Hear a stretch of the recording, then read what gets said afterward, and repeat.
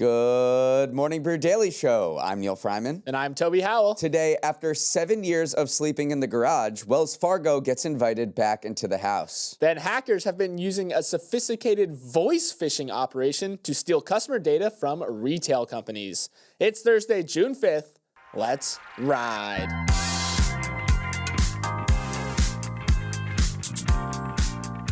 Happy Switch 2 release day. Nintendo's highly anticipated follow-up to its best-selling Switch console hit websites and stores around the world at midnight. And if you do not have one in your hands right now, you might be out of luck. Walmart, GameStop, and BJ's have apparently sold out of their inventory, at least online, but they and Target say they'll have limited stock in physical stores. Over in Japan, the frenzy is even bigger. About 2.2 million people in that country alone entered a lottery system to secure a pre-order, and that was after imposing rules like you needed to log 50 hours of gameplay on the Switch to even participate. Toby, find someone who looks like you the way Nintendo fans look at the Switch too.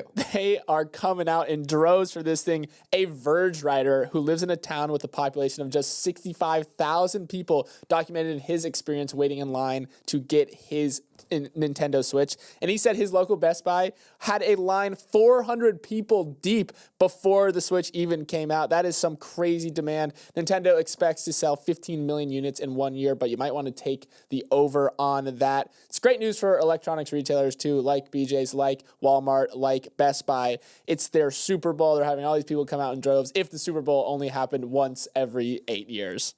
And now a word from our sponsor, LinkedIn Ads. All right, Neal, quiz time. What's the difference between an ad that gets ignored and one that drives results? Better creative? That's part of it, but the other part is who the audience is. You can have the best creative in the world, but if you're barking up the wrong tree, you're not going to see conversions. That's where LinkedIn comes in. With 130 million decision makers and 10 million C-level execs, all part of LinkedIn's 1 billion member network, you have a lot of trees to bark up. And since you can filter by job title, company, industry, and even seniority, you can slice and dice your audience to make sure you're finding the trees you want. It strips down guesswork so you can get higher return on ad spend and cut out annoying advertising waste. Save those vocal cords, don't bark up the wrong tree, and go to linkedin.com/MBD to learn more. That's linkedin.com/MBD. After more than 7 years on the Federal Reserve's naughty list, Wells Fargo is finally free. Starting this week, the Fed lifted its asset restrictions on the bank, ending a rare and long-running penalty that had stunted its ability to expand and cost the bank an estimated $39 billion in profits. This saga dates back to 2015 when Wells Fargo was the belle of the banking world. Its rise to become the country's most valuable bank was fueled by a high-pressure sales culture where compensation was tied to revenue goals. But aggressive sales targets ultimately incentivized employees to open around 3.5 million fake or unauthorized customer accounts from 2009 to 2016. What followed was an unprecedented tidal wave of regulatory crackdowns, the harshest being the Fed-imposed asset cap that barred the bank from growing its balance sheet beyond $2 trillion until it was able to clean up its act. It took a while, but Wells Fargo has gotten its act together under a new CEO, Charlie Scharf, earning the Fed's blessing to get back to business as usual. That means the now fourth largest bank in the country can freely take deposits, make more loans, and look into acquiring companies once more. Neal, this has been a long comeback for Wells Fargo that has involved rebuilding its tarnished reputation and fixing deep-rooted cultural issues at the bank. Now we'll see if it has any gas left in the tank after years of being stuck in neutral, because it sure has a lot of ground to make up. I mean, observers say this was the harshest penalty ever doled out on Wall Street, capping your growth. And it really did cap Wells Fargo's growth, because over the years when it was under this penalty, banks grew immensely. Average annual deposits at U.S. banks grew by more than a third from 2019 through 2024. Meanwhile, Wells's average annual deposits, because it couldn't grow them, were just up 5% over that same time frame. Remember, this was when the Fed issued unprecedented amount of stimulus during the COVID-19 pandemic. This was the 2023 regional banking crisis when several smaller mid-sized banks went under, and JP Morgan and the bigger banks were there to swoop in more deposits. Wells Fargo missed out on all of that, and now it is far behind. Its trading revenue and investment banking fees last year were about the same as what JP Morgan earned from those same businesses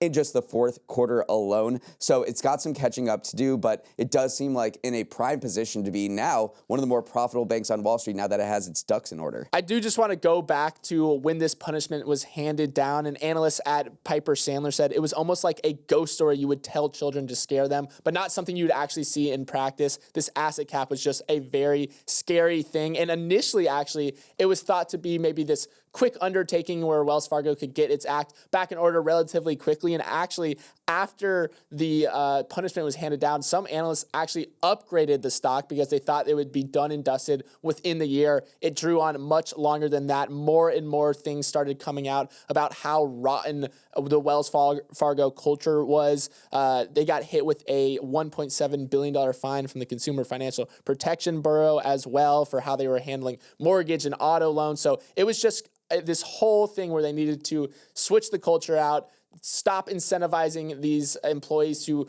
fabricate these customer accounts, and just get back to becoming a bank that people could trust once more. And so it's taken 7 long years, but they're finally back to the point where they feel like they can reset and start growing their business again. And the prognosis looks pretty good if you listen to Jamie Dimon, who's the JP Morgan CEO. He actually handpicked the Wells Fargo CEO, Charlie Scharf, out of college to be his protege. He worked with Dimon to build what is now the modern JP Morgan, the biggest bank in the world. Charlie Scharf then went to Visa, where he doubled that stock price in 4 years. Then he went to BNY Mellon, and then he went to Wells Fargo for this cleanup job. So he has been in the background perhaps of Wall Street CEOs just because he's been mopping the floors for 7 years. Now he's ready to hit the stage. He's 60, and Jamie Dimon said, "I'm very bullish on Wells Fargo. This is not only good for Wells Fargo, but for the industry overall." But you have to think in the back of his mind, he's saying, well, we have a serious competitor now to deal with. Yeah, I do think that the biggest thing that Wells Fargo can do now to get back on its feet is cut down some costs. The bank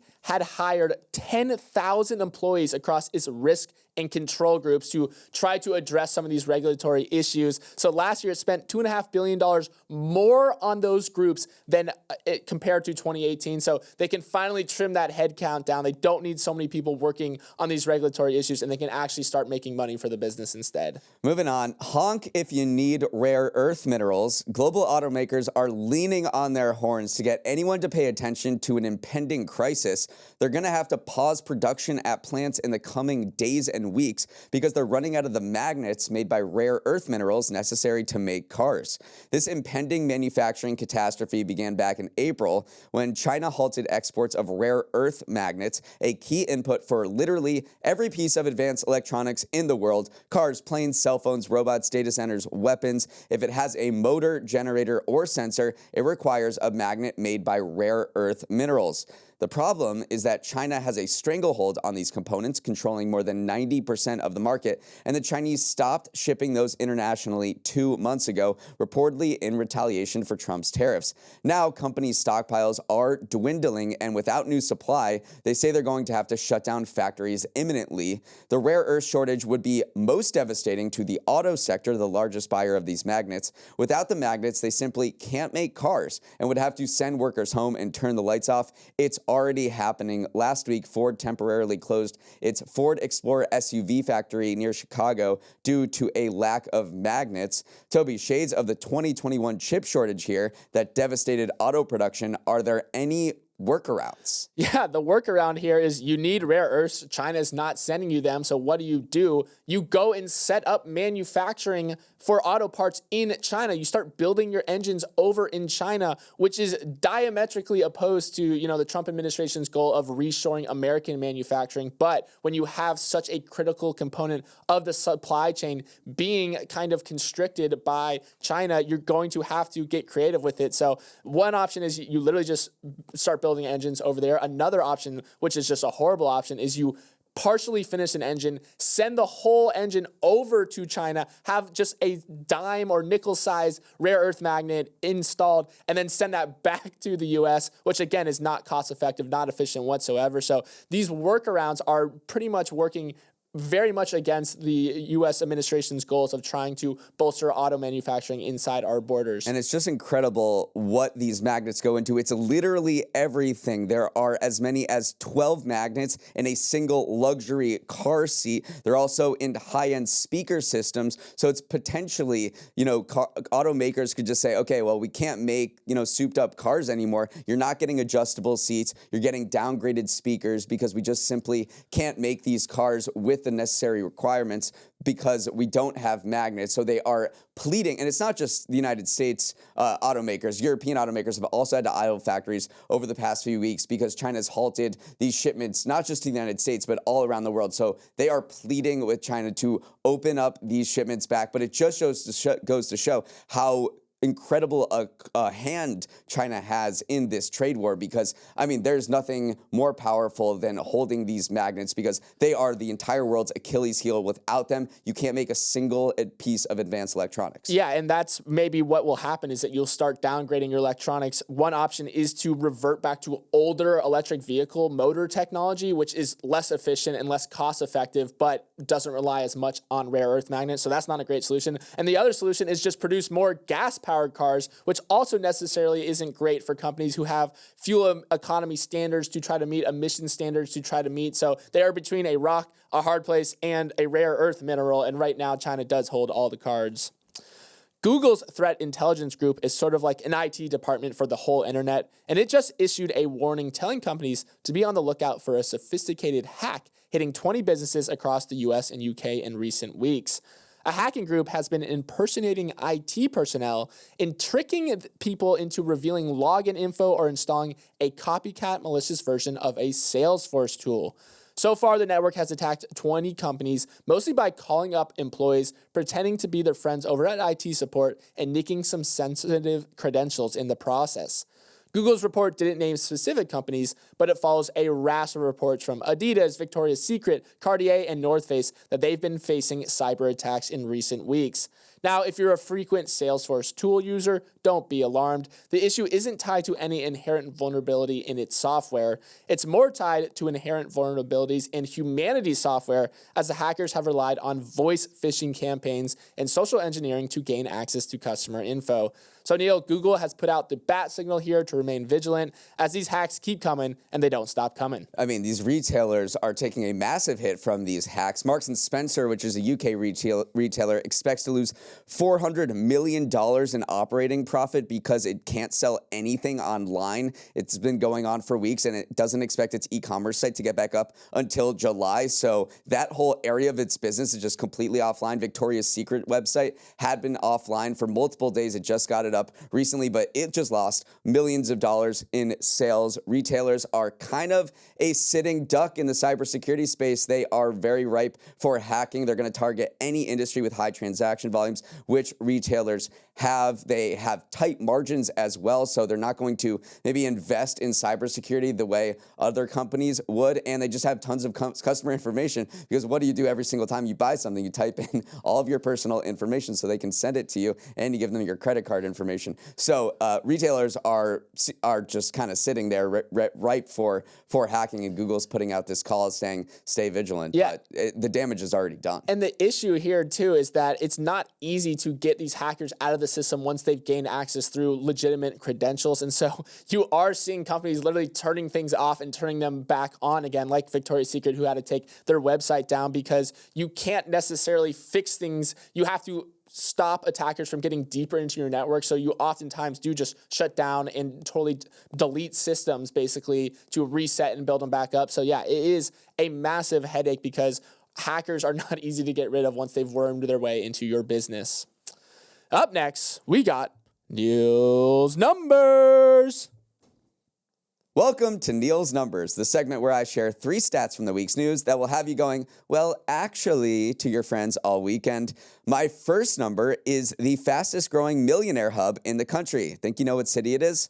Scottsdale, Arizona. According to a new report by Henley and Partners, the bachelor party capital of the United States is also home to the fastest growing millionaire population of any American city, with its population of high net worth individuals growing by 125% between 2014 and 2024. The desert city near Phoenix has gained thousands of new millionaires thanks in part to the growth of the tech industry in the region. GoDaddy and Carvana are headquartered in the area, and Intel and TSMC have growing presences. Scottsdale also has leisure amenities loved by wealthy retirees like sunny weather, an infinite number of places to get plastered, resorts, and elite golf courses. But perhaps just as interesting as Scottsdale topping the list is noting which city was replaced: Austin, Texas. Last year, Austin was named the fastest growing millionaire hub in the country. However, it's not even in the top 5 this year. Texas's capital boomed during the pandemic as a number of tech companies opened up offices there, but it's lost some of its luster due to the tech slowdown and more competition from places like Scottsdale and Tampa. You can see this playing out in the luxury home market. During the time period studied in the report, about 1 in 4 homes in Austin was listed for $1 million or more, compared to the more than 50% of properties listed for $1 million or more in Scottsdale. Toby, a Phoenix suburb, is rising. It is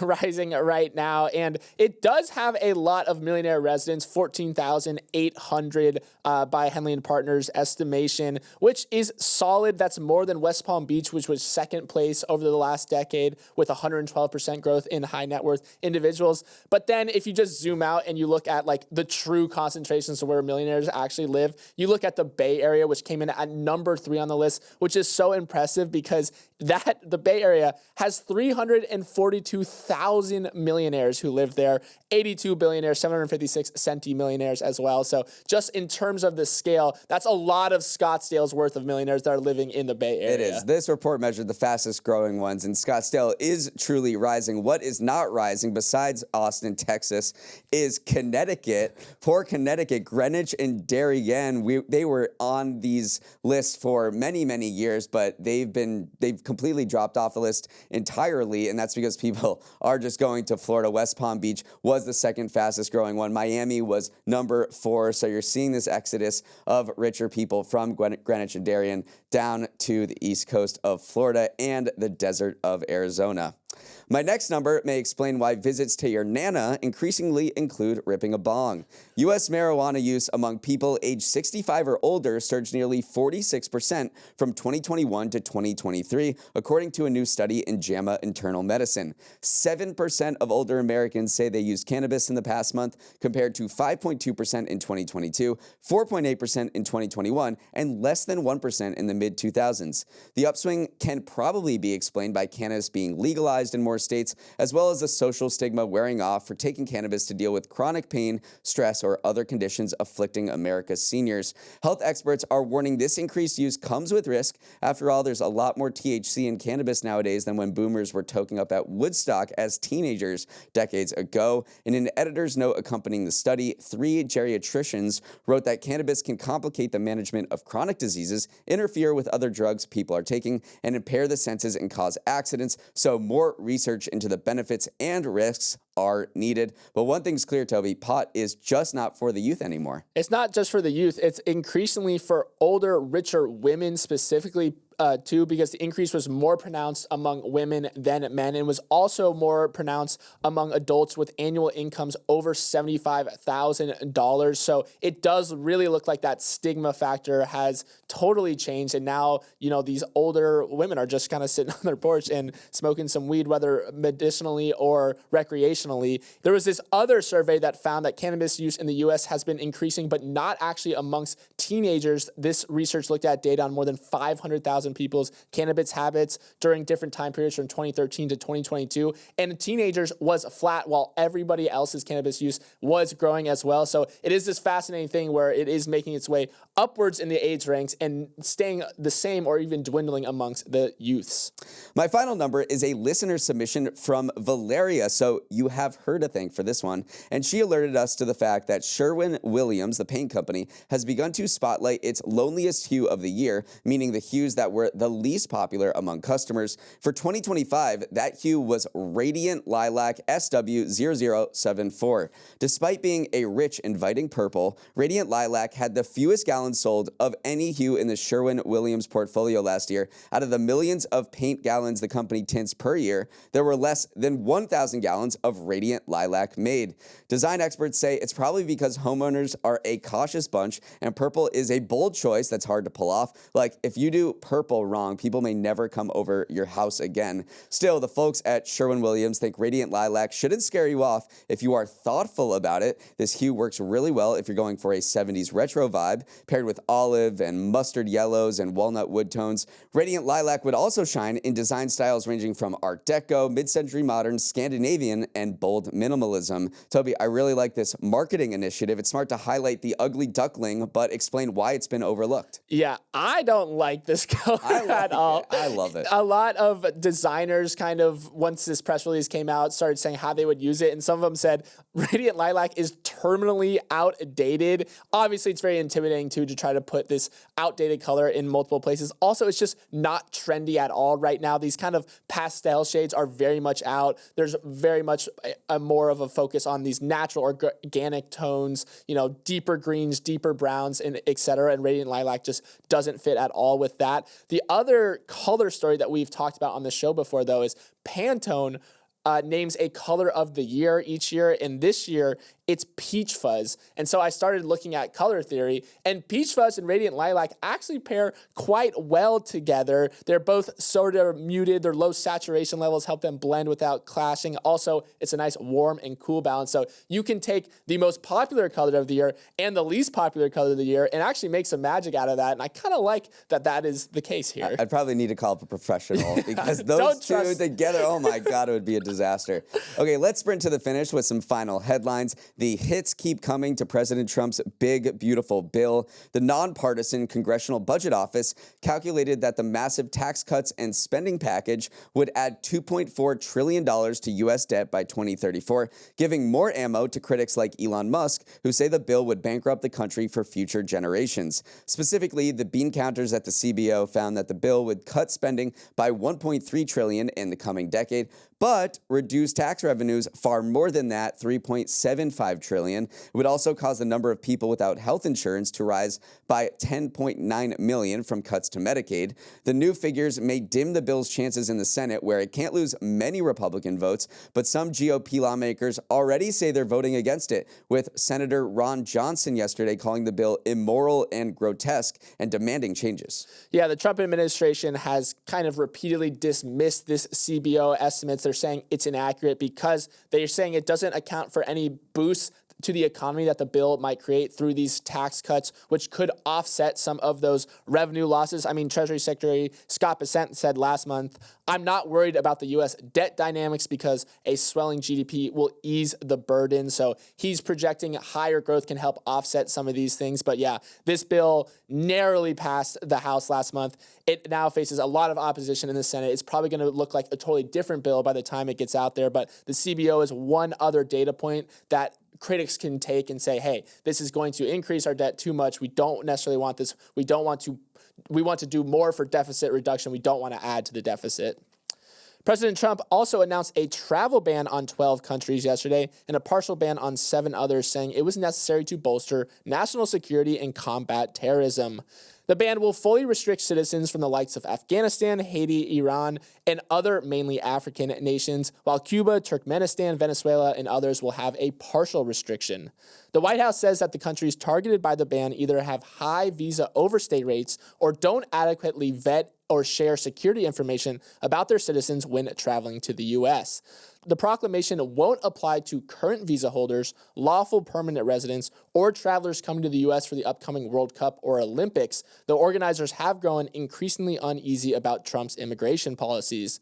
Neal, this is likely to face legal challenges, just as a similar order did from his first term. But until then, the travel ban is set to go into effect on Monday the 9th. This is a little different than the last time they did this. Seems like they have their legal ducks a little more in order.